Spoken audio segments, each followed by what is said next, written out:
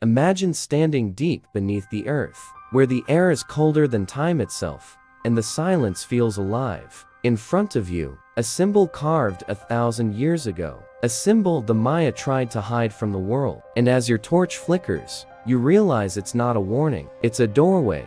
Every civilization leaves behind echoes, but the Maya left warnings, symbols carved into stone, repeated across cities separated by jungles, mountains, and centuries. Warnings that were never meant for the living, but for those who dared to descend. In the previous episode, we uncovered a symbol, a mark that appeared in forbidden chambers, sealed for over 1,000 years. A symbol pointing toward a place the Maya feared more than death itself, Xibalba. But symbols alone are not enough.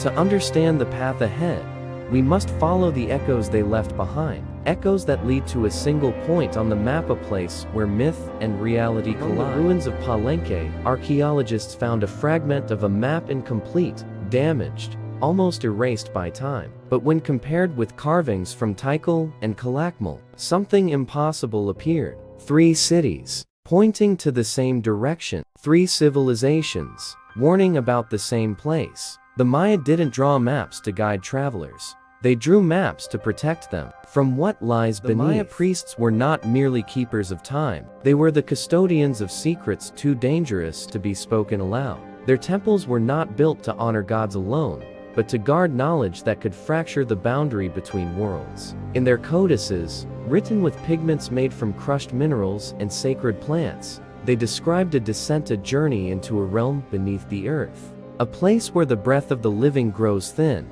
and the silence begins to whisper back. These priests spoke of a path hidden from ordinary eyes, a path revealed only during eclipses, when the sun and moon aligned in a moment the Maya believed opened a crack in reality itself.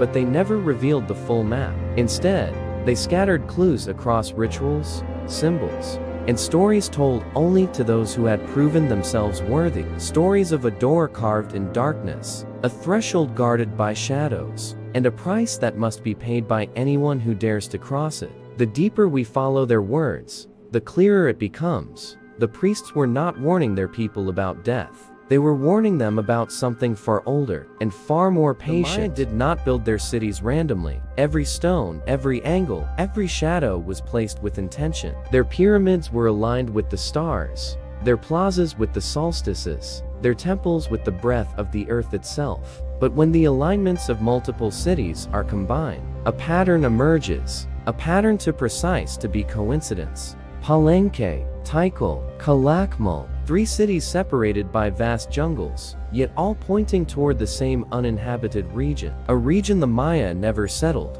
never farmed, never touched. Why would a civilization capable of building astronomical observatories design their cities to point toward a place they refused to enter? Unless that place was not meant for the living. The deeper we study their geometry, the clearer the message becomes.